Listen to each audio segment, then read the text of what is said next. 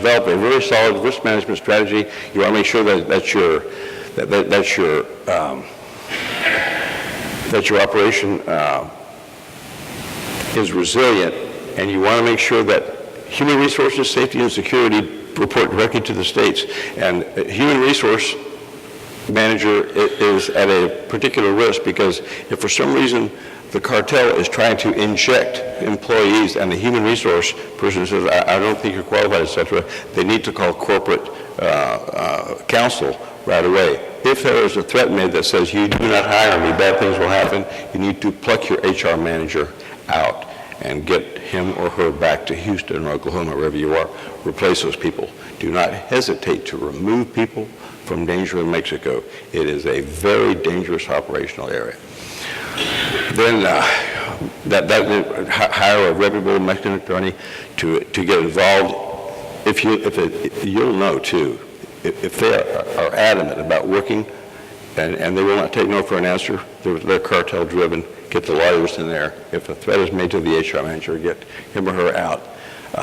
Maintain liaison with the embassy. Make sure that the RSO in Mexico City knows what's going on, because they keep track of all this sort of stuff, and it will turn up at meetings, on your monthly meetings. Make sure you go to those, and make sure that you develop contingency plans, exercise them as I said before, and conduct those tabletop exercises. So now you've got all this stuff ready to go. Now you're going to send your people down. You've got your building set up, you've got your perimeters, you've got your detection set up, your comms are all set up. Now you're starting to fly people down there. So make sure you get the right documentation. Passports got to be good for at least 6 months from the day that you actually arrive in the country. Take your signature page and your photo page, copy those, reduce them, fold them over, seal them in plastic. That is now considered an official identification, because your passport is worth between $3,500 and $5,000. That's what you want to stay. Yeah, that goes in your, and the safe in the hotel is better than your room safe if you're in a hotel, because room safes in Latin America, the combos are typically known by the maids. Medical considerations, etc. It's not a bad idea to write yourself a draft email to your bank account, to your email account. Your blood type, meds you're on, physical condition, etc., in an email. If your phone is stolen, all your emergency numbers, everything is in that draft email. So if you have nothing, you can at least get on someone's computer and find out exactly what medicine you're on, the dosages, all the numbers to call in an emergency, etc., it's all there. Do the same thing on a 3x5 card and seal that in plastic. Trim it the same size as the other one. Write small, put the information on there, seal it in plastic. So if you're hit by a car, that comes out, they know what your blood type is. That 1 3-cent piece of paper can save your life. And other specific trip factors, etc. Most common thing, your traffic accidents and petty crime are the most common. Transportation security, evaluate your routes. Don't travel at night in Mexico. No. Do not drive. It is best not to drive. It's best to be housed near work. And if there's any distance at all, have at least 3 routes. Do not take the same one on the same day of the week, and do not leave your residence nor arrive at your office or vice versa at the same time. Vary your times.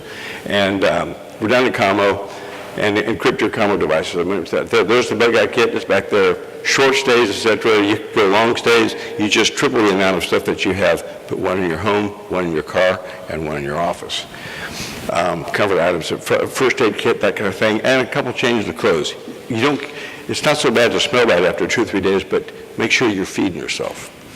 This is commonly what's in there. Your cell phone, you got an alarm. There's an alarm for the door. There's also the doorstop alarms back there. It's real loud. Flashlight, your drives, passport, some tools, these kinds of things. It's just common sense stuff. Throw your iPad in there too. The light, there's a little $3.99 light for everybody makes it. When it charges, it's off. If power fails, it goes on. That's how you get dressed. Stay between the 3rd and 6th floor, leave the hotel. I trained a guy who was in Puerto Rico. He grabbed a towel, put it on his face. He crawled below the smoke with his flashlight. He heard 2 kids crying. He turned around, mother, father, and 2 little children had no idea where they were, how to get out. He led a family of 4 out with a $4 flashlight and saved their lives. with a $4 flashlight. So this is all common sense stuff, but you may be the angel that saves a family. You never know. And we're winding up here. Housing, et cetera, the 3 rules I went over that, 3 rules, departure times, various kinds of things. If you harden yourself as a target, they'll pick the next guy. There'll be plenty of targets, but if you harden yourself, they will invariably select someone else unless for some reason they really want you, which is not that common unless they know that you're worth a huge amount of money or have a monstrous kidnap and ransom policy. So, SilkCrypt is one example. I mentioned that earlier. PhoneTrack, this happens to be ours. Every hour you check in, every 2 hours depending. There's an emergency button, it will locate you lat and long. There's a little device you can put on top, so if you're not within a cell coverage area, it will send information to the satellite. It won't tell the satellite where you are if it only gets one satellite, but at least it knows where you were the last time before you made that satellite transmission. So it's a way to at least they'll know that you're okay. And then we can send text messages to let you know. If you're heading toward that hotel in Mumbai that was being shot, and on the map you're headed that way, we text and say, turn around, and you go the other way. Those little things are not very expensive at all, and they can save your life. So basically, when project management and crisis management, when things really go bad, make sure that you know what your options are and you have a plan for your options. Make sure you factor in worst case scenario, because if you factor it in, chances are it's not going to happen because Murphy won't let it happen. And then gear up for an evacuation. If worst comes to worst, if there's a bad earthquake in Mexico, if things are untenable and you have to leave, have your evac plan ready. And either if you subscribe to a service that actually will pluck you, that's fine. If not, have your travel agent, a good travel agent, get those tickets going, get everybody, make sure you account for every single person, get them on that flight, and get them out of there.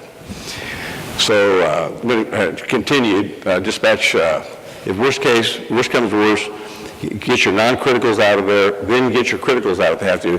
Test your evac plans and test your redundant evacuation plan, and prepare to evacuate on short notice. And what that means is, if it's necessary, grab that handful of tickets, that handful of cash, and everybody's bug out kit, and get to the boat dock or the airport and get out of there. Lessons learned. Know before you go.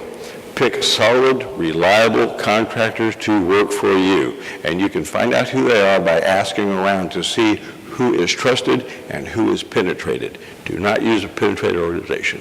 You don't want to hire Zetas. You want to hire people who will work and work hard. You build the verification processes and the mechanisms to resolve the dispute calmly, identify any weaknesses in your plans and make them stronger, and have at least one, preferably more than one contingency plan or strategy. One time we had to evacuate some students out of Peru. They couldn't go to Lima, and we had the boats ready table across Titicaca. But there was a problem with the ports. There was a strike at the ports. Luckily, we had pickup trucks, and there were only 8 students. So we used 3 pickup trucks, crammed them all in there, and drove around Lake Titicaca to La Paz. So if you have a contingency plan, it's worth its weight in gold, because you have to plan for it, so get the trucks. And that's what we did. That's it. Any questions? Do we have any crises? Come on. All right. I think we're fighting the afternoon doldrums here. Okay. We appreciate it, Mike. My pleasure. Excellent presentation. Let's give Mike a big hand. Thank you, Mike.